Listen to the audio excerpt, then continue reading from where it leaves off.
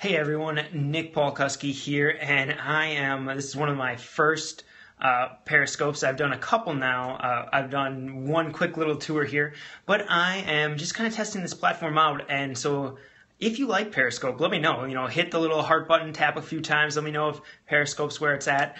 So I'm just trying this out, and as part of this, I wanted to do a little experiment here this week where I am going to be doing some live Periscopes daily at around 12 p.m. Central Standard Time. And really what we're going to look at is just a few different pieces of content and how it relates to you, your business, and podcasting specifically.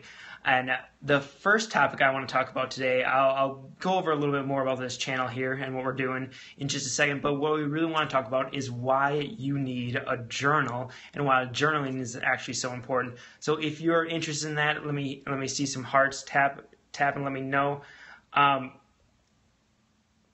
But yeah, so I'm really excited, and what basically we're going to be doing here is every day this week, Monday through Friday, I'm going to jump on at 12 p.m. Central Standard Time and do a little Periscope, talk about one little piece of my business, one little thing that I get asked about frequently. And today I've been asked a lot about my journaling randomly these last few weeks, a lot of different people. So we're going to run through how I journal, why I journal, and actually the process. And one of the reasons I think this is so important, one, I've heard journaling is important for you to do all the way through high school. I heard that I should be keeping a journal, but I've never been kind of the person who sits down and, spills my heart onto a page, staring at that blank page kind of freezes me. It doesn't inspire me. I'm not the person who's going to write long paragraphs of text with eloquently flowing words and feelings and emotions. I'm not keeping a diary.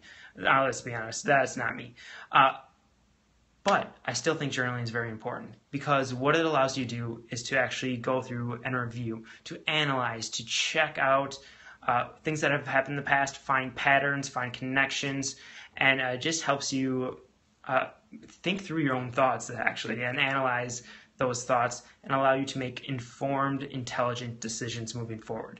So one of the biggest things for me, a big step in journaling that allowed me to actually go from very sporadic journaling over the years to actually being very consistent this last year, a little over a year now. I've hardly missed a day of journaling over this last year and actually added a second business journal. So I keep both a personal journal and now a business journal, but that's a big part due to people like Michael Hyatt, Jamie Tardy, and these guys over at the 5-Minute Journal, actually talking about the importance of journaling and giving away some templates and helping me figure out my process. I think for each of us, it's going to be a little bit different, but I want to actually walk you through what my process looks like for journaling.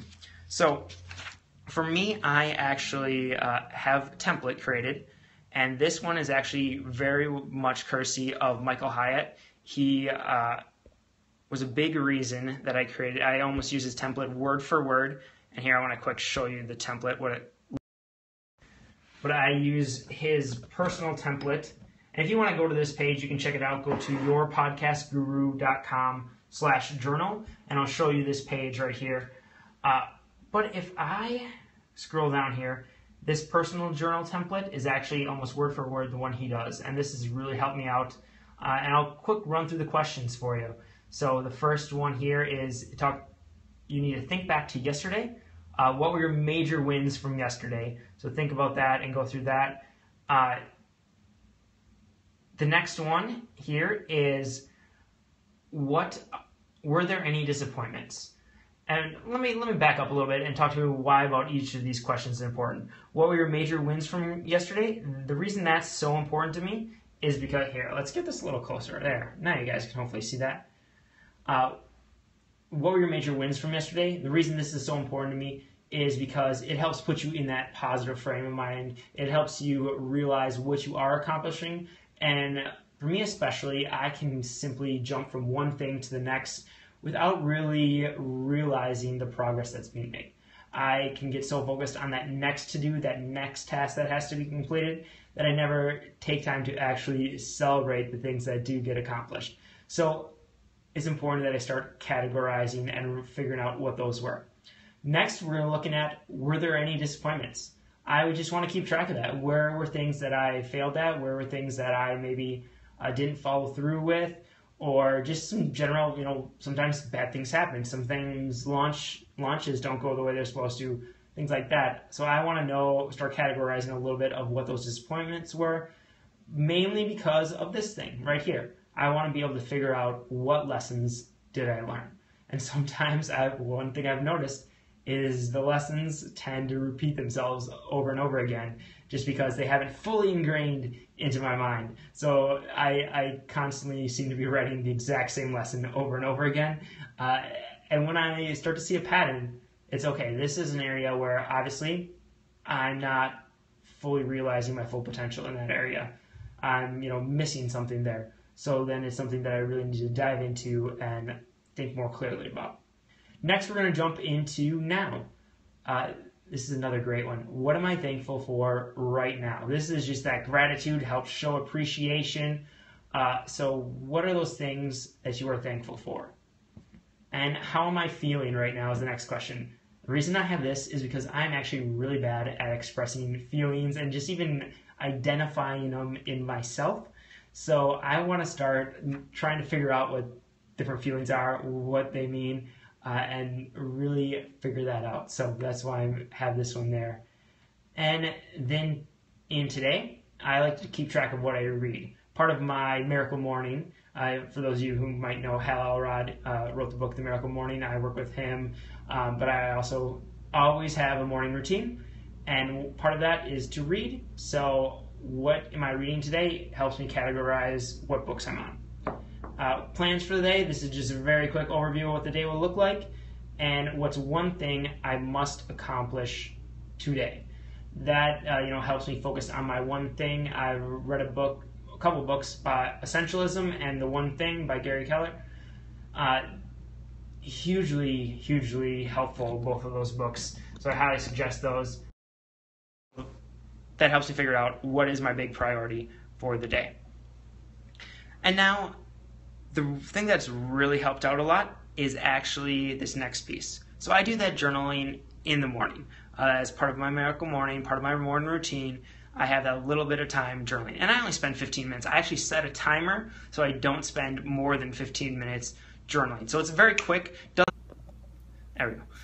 So you just want to get this information out on the page.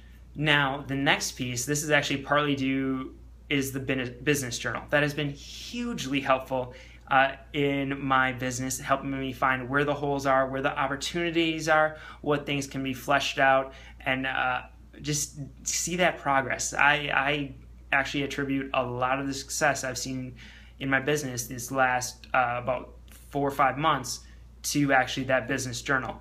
So I'll run through that template here in just a little bit, but I definitely want to give credit to Jamie Tardy. That's where the idea actually came from. I heard her she made a comment about a business journal on one of her podcasts, and that really got me thinking. And then I actually modified the template from the guys at 5 Minute Journal to actually create this template, and it's been so incredibly helpful.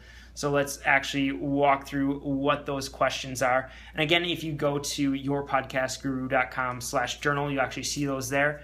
But really, what I'm asking is, what is working great? So this is going through and thinking about in your business right now, what are those things that are really working great, those things that are humming along, those things that you are proud of, those successes that you have. What are some of those things in your business that are really working great? The next thing is, what is a challenge? Where are you struggling in your business right now? Where's the little bit of friction, the thing that maybe you're trying to avoid a lot lately? It's amazing how those things where we feel resistance or we try to avoid, those are generally the areas we need to lean into a little bit more. Those are pointing us in the right direction of opportunities that need to be solved, really. But we tend to avoid them because there's some extra little bit of friction there. Next question is, if you could wave a magic wand and get a specific result, what would it be, and what would it mean to you? This is kind of that classic magic wand question. If things could be perfect, what would it look like? And this, for me at least, that has helped me find that those big pieces of friction, those things that need to be outsourced, those things where I don't have a great system for, where I really haven't spent enough time thinking through the process, thinking through the strategy. So that's been extremely helpful. And actually, it's part of doing this process is where I realized how much, like, doing graphics or doing show notes actually hold me back from getting more customers.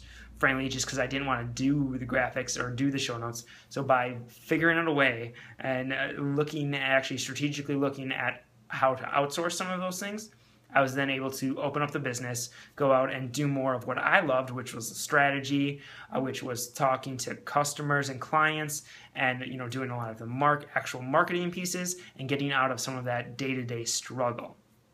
So next question is, what process am I focused on right now? And what needs to happen in order to remove myself from this? This one might be a little bit more unique to where I'm trying to go, but I am a big fan of the book, The E-Myth Revisited. It's the entrepreneurial myth. It's by Michael Gerber, and it's all about creating systems in your business. Because let's be honest here, most of you probably listening, especially in the podcasting world, are really personal brands. They're run by one person, but you really don't have a business if you can't be sick for a day and things keep working. If you don't have the systems in place where you can take yourself out of it for a day, a week, a month, what would happen if you just left your business for a month? Would things still work? Would your employees, would your systems be able to keep working? If you ever have aspirations of selling a business, things need to be all systematized. They need to have recurring clients. They need to have systems and procedures. Otherwise, you are just driven by a brand. You're driven by a salesperson. So it's important that you start thinking about ways to systematize your business and figure out, how can I make this easier for me, and how can I stick to my unique ability and not focus on help get myself out of those things that I'm not necessarily the strongest at.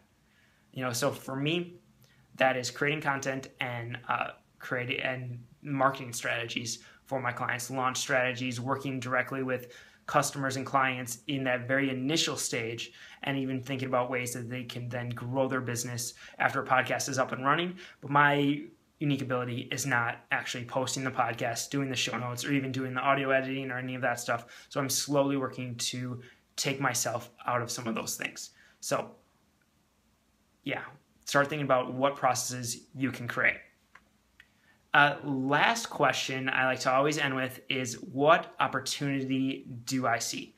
Where is that big opportunity in your business?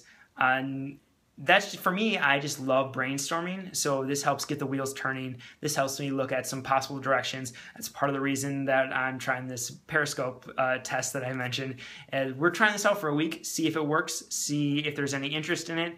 And if there is, we might continue to do it daily. I might continue to do it daily, or might move it to a weekly broadcast or something like that. But yeah, this is an opportunity where there potentially is a lot of chance to gain new listeners, gain new followers, gain new community members, and give great content that can then be repurposed into different things.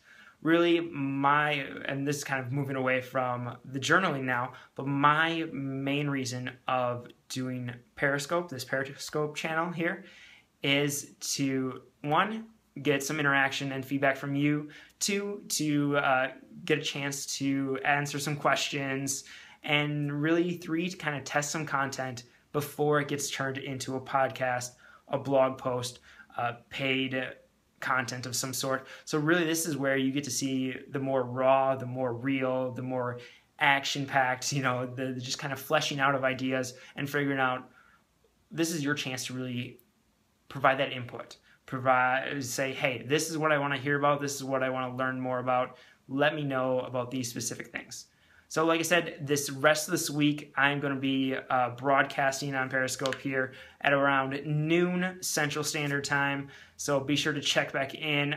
Let me know, send me a tweet, send me a message, letting me know some content you want me to talk about. I don't have a lot planned yet, but I'm slowly starting to figure it out here. The rest of this afternoon, we'll figure out kind of different areas to all talk about.